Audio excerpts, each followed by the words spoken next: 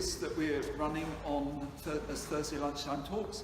This time it's looking at readings, stories, quotes that are that inspire people and inspire people from different faith directions in their life. And very fortunately, Chester Johnson sent me an email. He said, I'd like to give a lecture in Oxford about what I've been doing on the Psalms. Well, this seems to fit in with what we're doing. And he sent over a book a little bit earlier, and I thought, well, I'll look at that someday. But because he's talking, I read it. It's worth reading.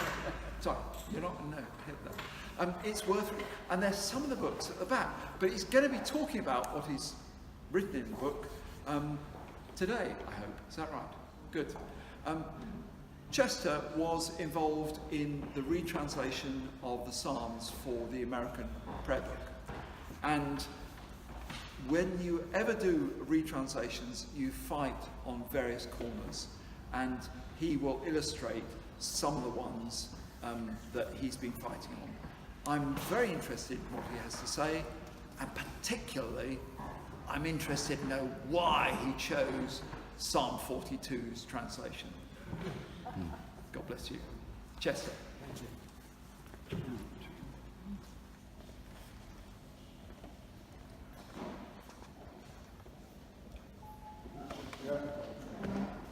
Can you hear me? Yeah. Right?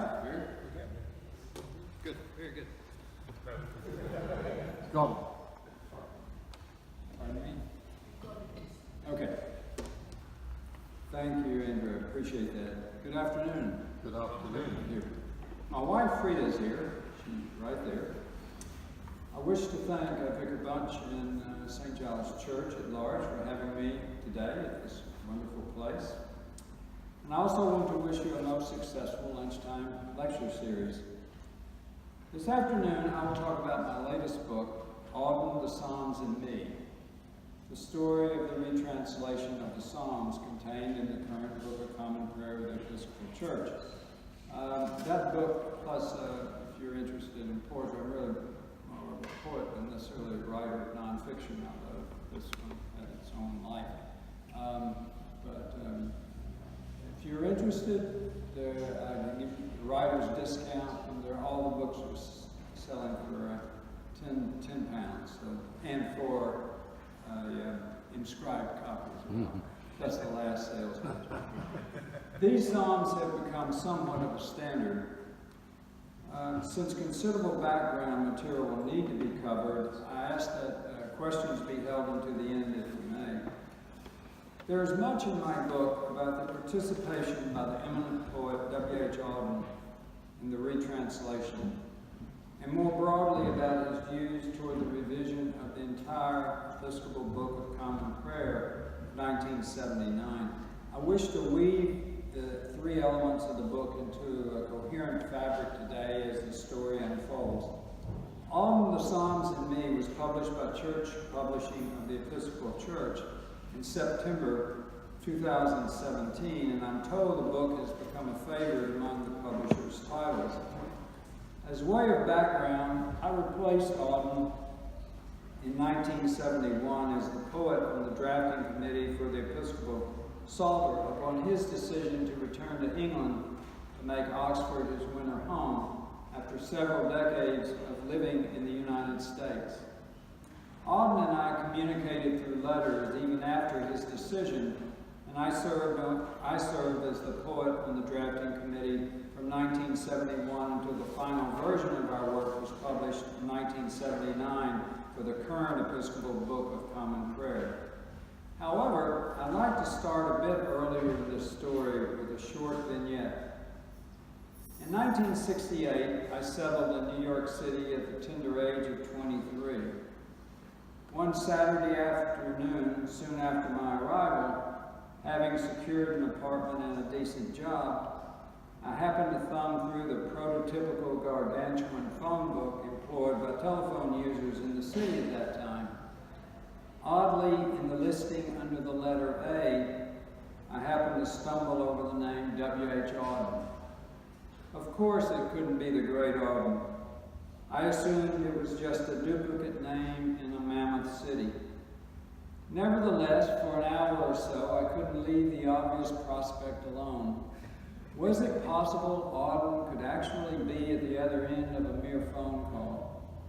At some point, youthful hubris took over, and I dialed a number. Someone picked up the phone, and I began to inquire, "Is this W.H. Auden?" "Yes." "Is this the poet W.H. Auden?" "Yes." "Oh my goodness, what do I do now?" The conversation turned into a relaxing discussion about poetry and his verse in particular. This encounter was my first exposure to him as a person.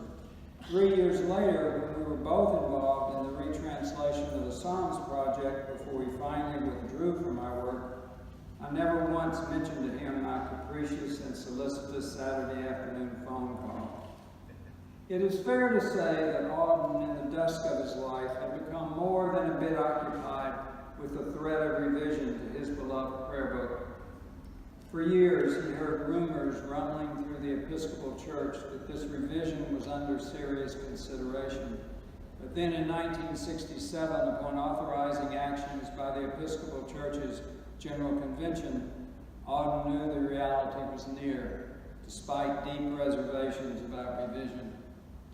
It is crucial to bear in mind as we walk through this story to understand that his misgivings about revision were not the same for the retranslation of the Psalms as they were for the rest of the Book of Common Prayer. Importantly, Auden was too much a scholar not to recognize that real problems existed with the Psalms carried in the pre-1979 prayer book. There were many mistakes in the Miles Coverdale version of the Psalms. Even such a committed Anglican as C.S. Lewis would say of Coverdale, quote, "Of course, a sound modern scholar has more Hebrew in his little finger than poor Coverdale had in his whole body," close quote. To be more specific, the biblical scholar S.R. Driver at the very end of the 19th century stated, "The warmest admirers of Coverdale's work must allow it is disfigured by many inaccuracies," close quote. So it was well known that the Psalms in the Book of Common Prayer were seriously flawed. In fact, the very first letter I received from Auden on the project acknowledged the need to correct Coverdale's mistranslations. This problem was not new nor surprising. After all, Coverdale knew little Hebrew and had relied on his facility with Greek, Latin, and German to render the Psalms contained in his great Bible of 1540. Psalms that Thomas Cranmer would incorporate for the very first Book of Common Prayer in 1549. Cranmer felt quite comfortable with that Bible at the time and had written the preface to it as the first Archbishop of Canterbury for the Church of England. It was then known that these mistakes needed to be fixed, and Auden was cognizant of that fact, although he would have a somewhat more narrow approach in the handling of Coverdale than the drafting committee held as a whole. Despite his enormous output, Auden wrote very little about Cranmer, Coverdale, and the Book of Common Prayer prior to 1967. Of course, there were references here and there, such as perfect freedom from the Collect for Peace that Auden inserted in his poem, New Year Letter. He would also take the line, "From whom no secrets are hid," from the opening sentence of the opening collect of the 1549 communion service and insert the phrase in his poem, Secrets. He obviously carried the memory of lines from his early prayer book and the effect from both of his grandfathers being Anglican clerics. His mother, who influenced Auden more in the ways of the church than his father, was a quite devoted Anglican, and Auden himself had been a devoted choir boy. In the book A Certain World, he ascribes some of his poetic acumen to word patterns and phrases gained from his experiences as a young Anglican. Quote, "As a choir boy, I had to learn not only to sight-read music, but also to enunciate words clearly, and to notice the difference between their metrical values when spoken and when sung, so that long before I took a conscious interest in poetry, I had acquired a certain sensitivity to language which I could not have acquired in any other way. Close quote. So Auden felt he owed a great deal to the artistic language of the Book of Common Prayer. That is, the version buried deep from childhood in his memory banks. By the summer and fall of 1967, he began to turn his attention and enormous talent to the issue at hand, the proposed revision. In October of 1967, Auden gives the inaugural and commemorative T.S. Eliot Lectures at the University of Kent in Canterbury. The topic he chooses is Charles Williams' play, Thomas Cranmer of Canterbury. Two excerpts from this lecture indicate the considerable thought Auden was giving to the subject of stir back in the States among Episcopalians. Quote, "Those of us who are Anglicans know well that the language of the Book of Common Prayer, its extraordinary beauties of sound and rhythm, can all too easily tempt us to delight in the sheer sound without thinking about what the words mean or whether we mean them." Close quote. In the second critical excerpt, Auden puts the then current revisionist trend in the context of Thomas Cranmer more than 400 years earlier. Note particularly the word today. Quote, "Cranmer was a priest and an artist, and like all artistic priests then and today, he overestimated the spiritual importance of liturgical reform and underestimated the resistance of the laity to it.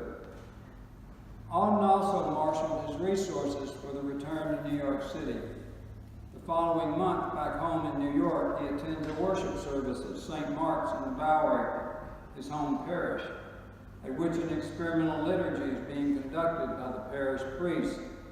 At the conclusion of the service, Auden fires off a smoking 4-paragraph letter to the priest, dated November the 20th, 1967, characterizing the new liturgy as appalling and emphasizing, "I implore you by the bowels of Christ to stick to Cranmer and King James." Close quote. Later, Edward Mendelsohn, Auden's literary executor and principal biographer, would send me a note and refer to this letter from Auden to his parish priest as the one that started it all.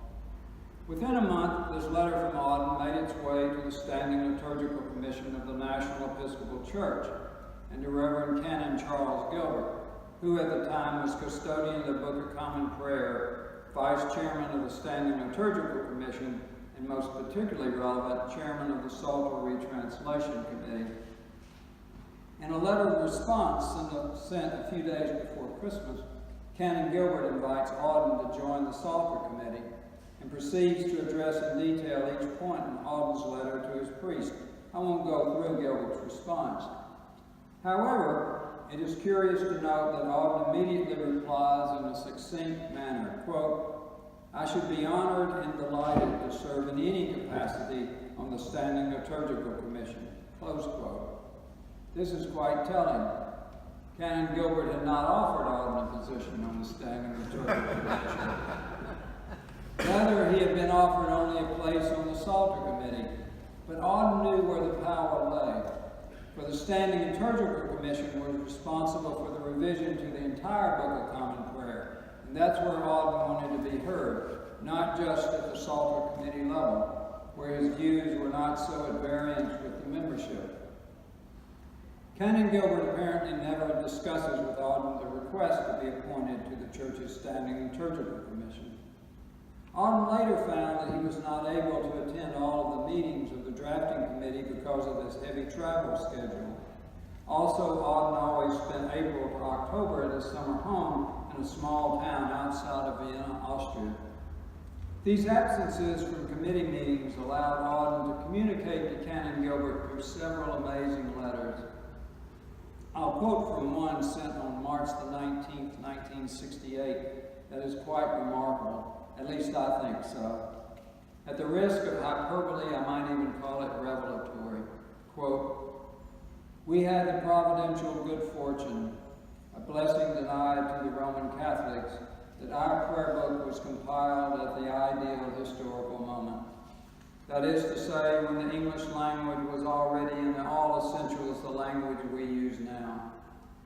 Nobody has any difficulty understanding Shakespeare's or Cranmer's English as they have difficulty with Beowulf or Chaucer. At the same time, men in the 16th and 17th centuries still possess what our own has almost totally lost, a sense for the ceremonial and ritual, both in life and language." Close quote. To douse a bit of cold water on these special words by Auden, I have read the Coverdale Psalms from the document itself, the 1540 Great Bible, and I disagree to some extent with the Auden conclusion about the easy comprehension of writings from the 16th century, at least in terms of Coverdale, without a crib of some sort.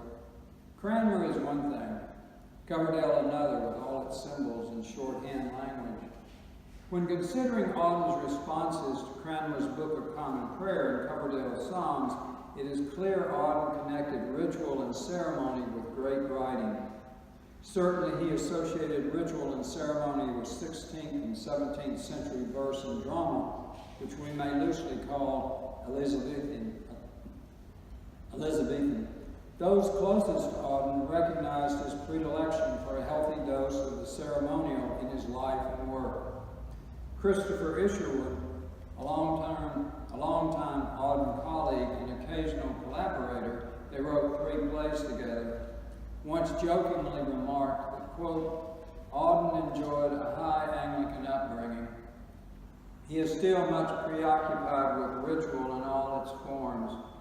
When we collaborate, I have to keep a sharp eye on him, or down flop the characters on their knees. If Auden had his way, he would turn every play into a cross between grand opera and high mass." Close quote. I don't know if Auden ever worked out any linear or articulate connection between ritual and ceremony and fine writing, but there is no question he believed that the 20th century, with its obvious bent toward informality and lack of ceremony, simply could not compete with 16th century liturgical composition. In correspondence to Gilbert, Auden lays out his views on what should be done with the retranslation. As a general thesis, be tender to Coverdale, and less is more. For example, Coverdale should be changed only when there is a literal mistranslation. If the word for tomato is translated by Coverdale as pomegranate, then it should be changed. In Psalm 75, verse 6a, the word judgment was correct. Promotion, the word used by Coverdale, wasn't. That was the approach Auden had in mind. But the most controversial position that Auden took dealt with Coverdale's elaborations. These were times when Coverdale added language and concepts, probably to fit with his more decorative style, even when the underlying original words didn't support what he did. I'll give an example. In Psalm 90, verse 11b, our retranslation, "Who rightly fears your indignation." Just to check us, you could look at the Jewish Publication Society's recent version, "Who can know your furious anger?" But here's Coverdale. "For even thereafter, as a man feareth, so is thy displeasure." The meaning is different, of course. Coverdale simply added words and concepts through elaboration. Auden didn't seem to mind that. The committee did, and most other modern translations did too. Another example, Psalm 74, verse 5a, our version. "They were like men coming up with axes to a grove of trees." Coverdale, "He that hewed timber afore out of the thick trees was known to bring it to an excellent work." Altered meaning. Auden and the committee differed on some fundamental issues, but it was a matter of degree, not in absolutes. The committee wished to maintain Coverdale as much as it could legitimately do so. Gilbert would later write, quote, "A revision in the spirit of Coverdale was the guiding principle of the committee, whether in the removal of obsolete and archaic words and expressions or in the emendation of manifestly inaccurate renderings or forms."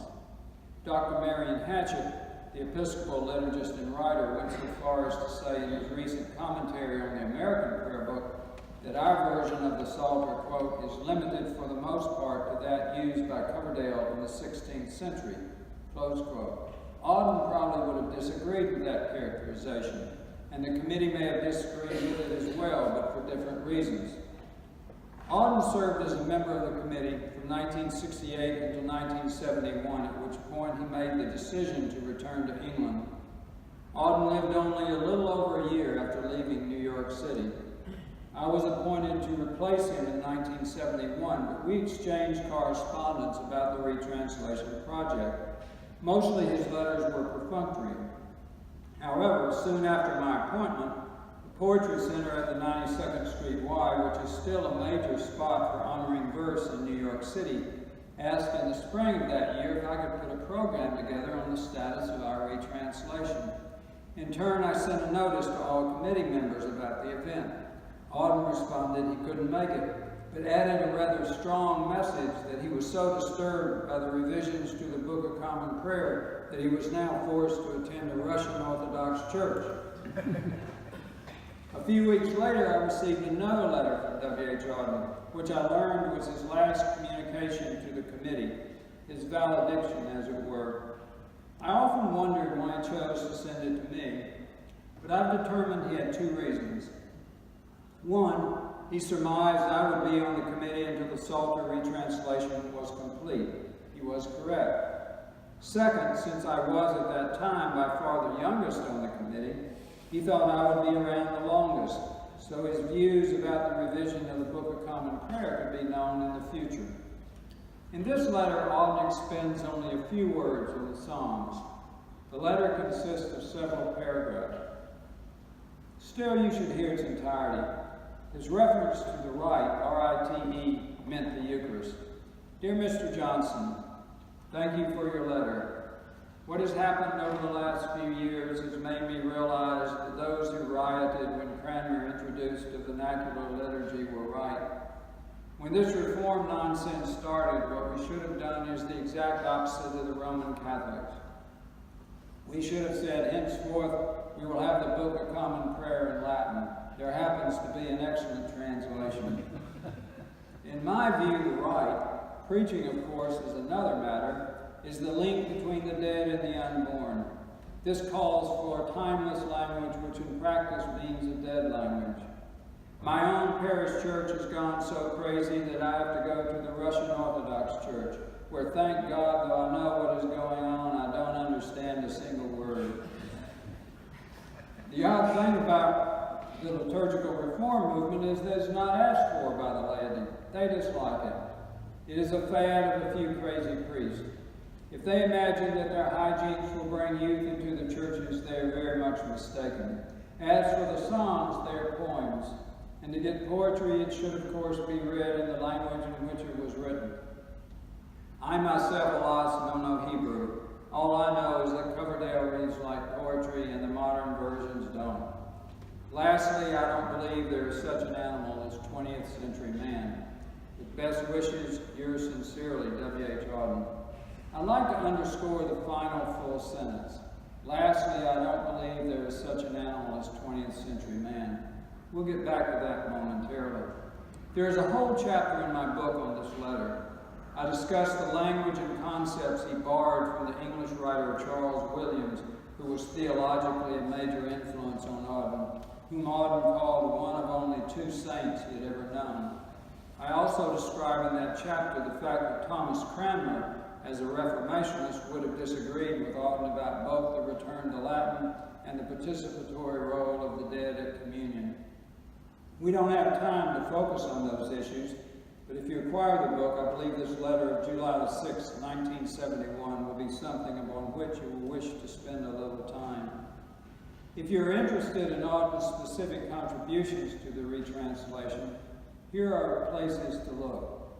In Psalm 27, Auden substituted secrecy for secret places. In Psalm 42, Auden changed Coverdale's water pipes to cataracts. And in Psalm 95, he replaced prepared with molded. Of course, he argued sharply for the retention of much inherited language. I'm aware Auden fought for the preservation of this line from Psalm 122. Jerusalem is built as a city that is at unity in itself. With only one minor prepositional amendment, that is precisely the way the line now reads in the current Episcopal Book of Common Prayer. There were other similar victories for him, no doubt. Based on my comments so far, one could easily conclude that Auden had been a voice in the wilderness.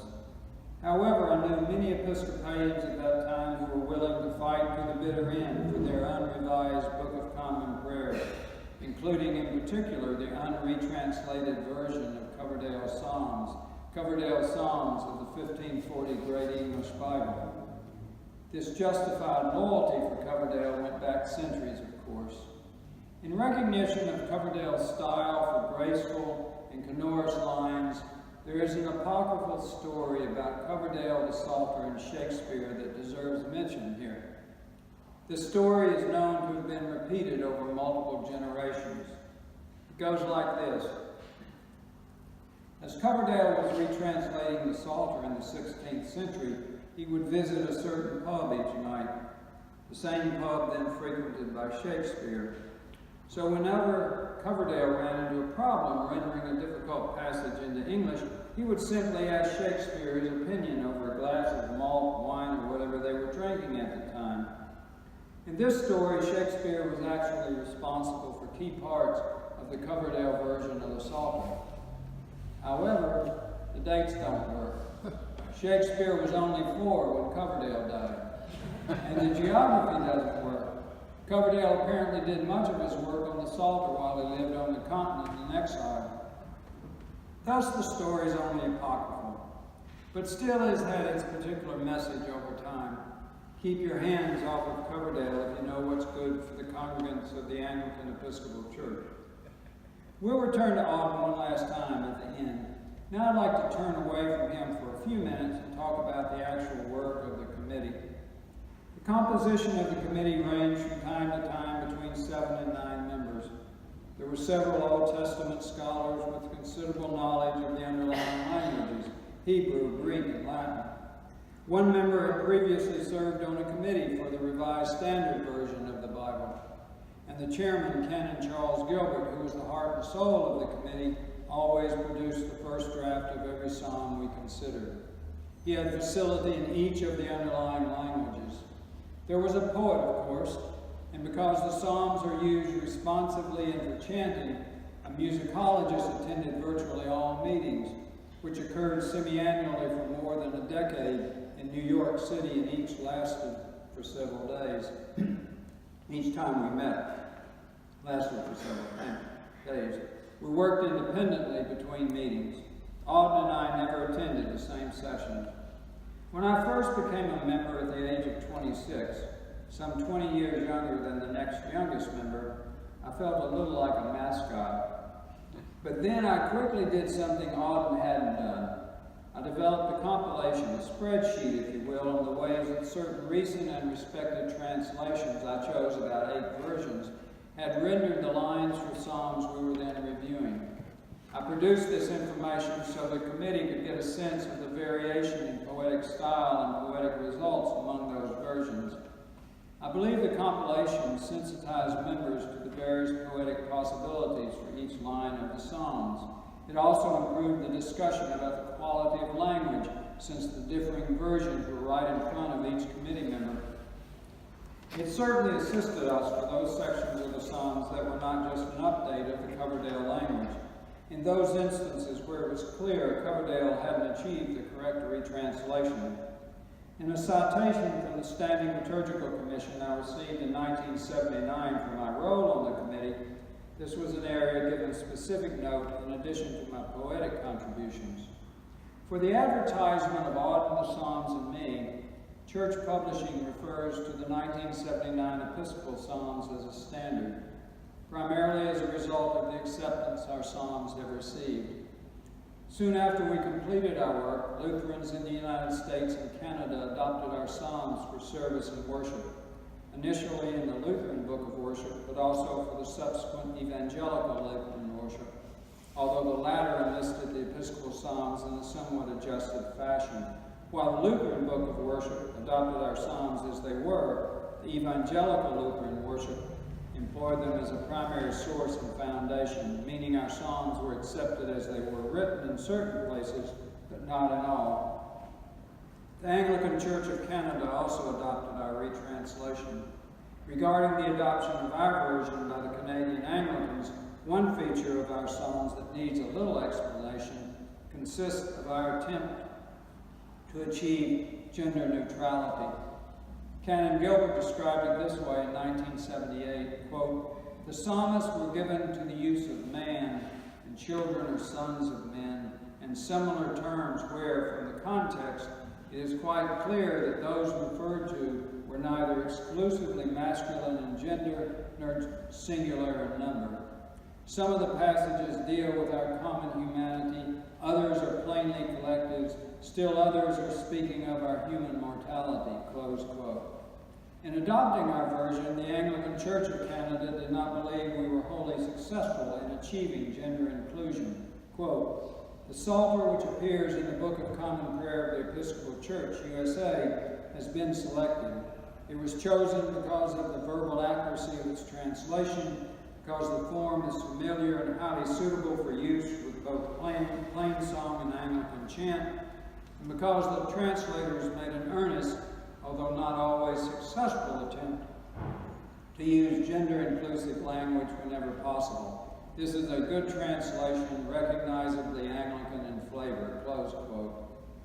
The Episcopal Psalter was adopted as the preferred psalm translation before the Church of England produced in 2000 its own version, Common Worship, Services and Prayers for the Church of England. The Right Reverend David Stancliffe, who held the position of Chairman of the Church of England's Liturgical Commission from 1993 until 2005, during which time Common Worship was developed, and who is acknowledged as the chief architect of the revised version of the Psalms for the Church of England, wrote to me in 2014 and said the following, quote, "We set about exploring alternatives.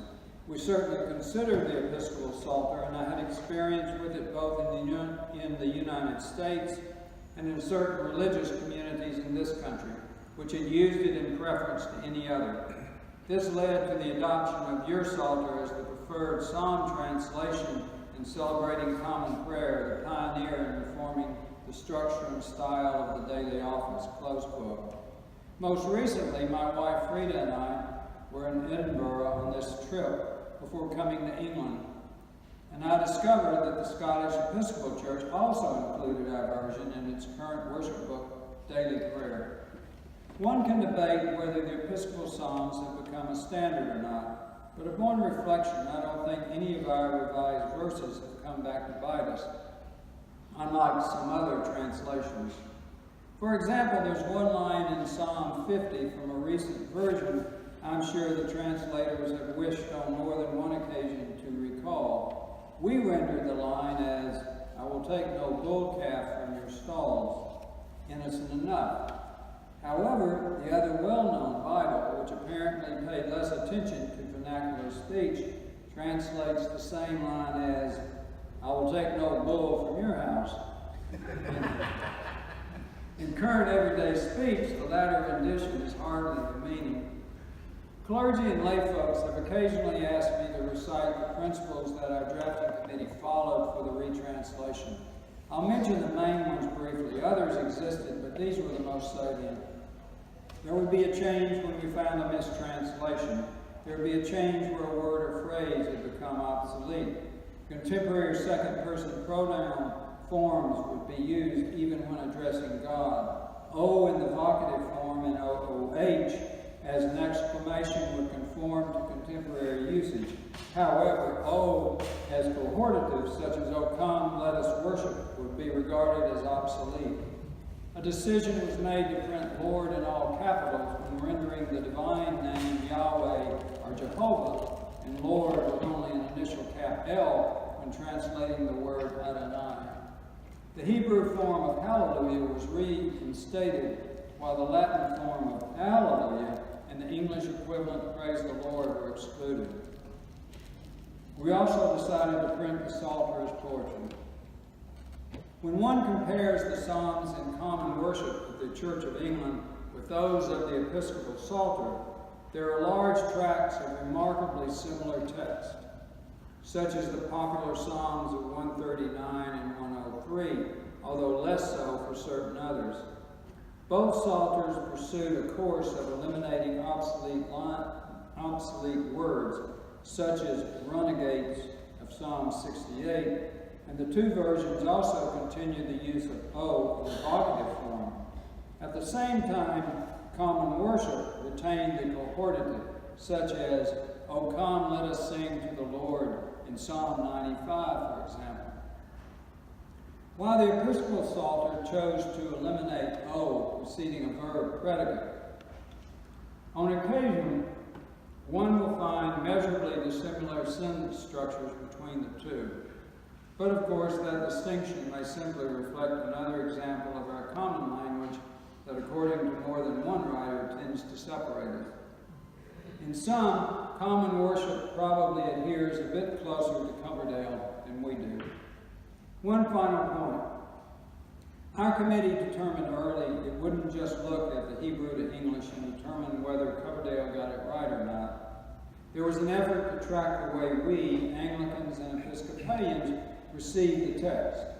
Were there mistranslations along the way from Hebrew to Greek into the Septuagint, or mistranslations from the Septuagint into St. Jerome into the Vulgate, to make a conclusion how those translations or retranslations had impacted the received text? After all, we Anglicans and Episcopalians had received the Psalms through a circuitous route, and that journey should be considered. As we're winding down, just a few final comments about the person Miles Coverdale. If you study the history and background of Coverdale, you'll discover there is no authenticated portrait of the man. In fact, we know relatively little about him, unlike Thomas Cranmer. He did live into his 80s. We also know that Coverdale would have been burned at the stake for his great Bible and Reformationist attitudes when Queen Mary came into power, but for the intervention of the King of Denmark. He was in exile more than once on the European continent, where he did much of his work. He contracted the plague, but survived.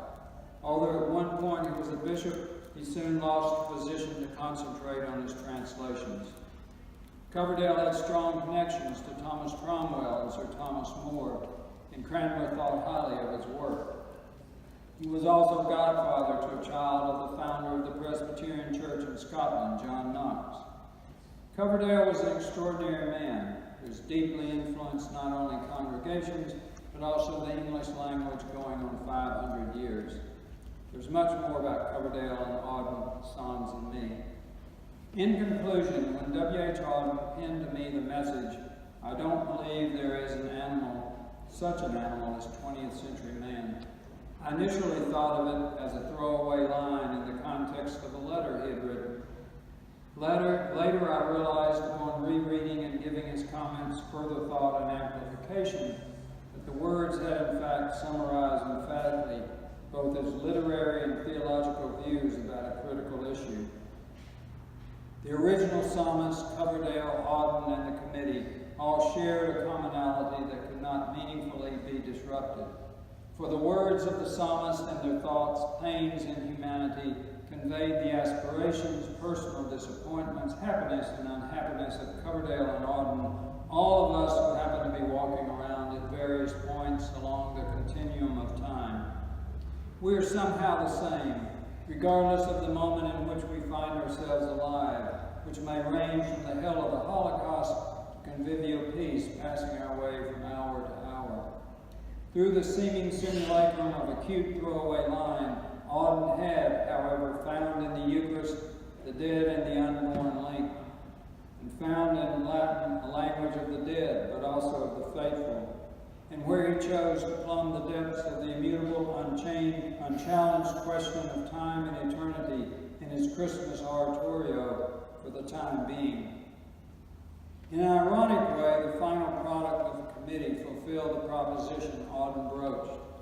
We took the words and poems written some 2,500 to 3,000 years ago, collected them unchanged in personality or character, dressed them in a modern and postmodern garb, and had them sing in the lilts and sonorities we inherited from the 16th century of Miles Coverdale.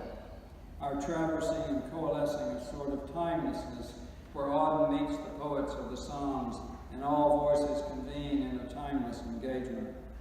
Whether he knew it or not, the Episcopal Psalter did become in its final form and edification a sort of unambiguous and tailored homage to Auden's credo that I don't believe there is such an animal as 20th century man. Thank you.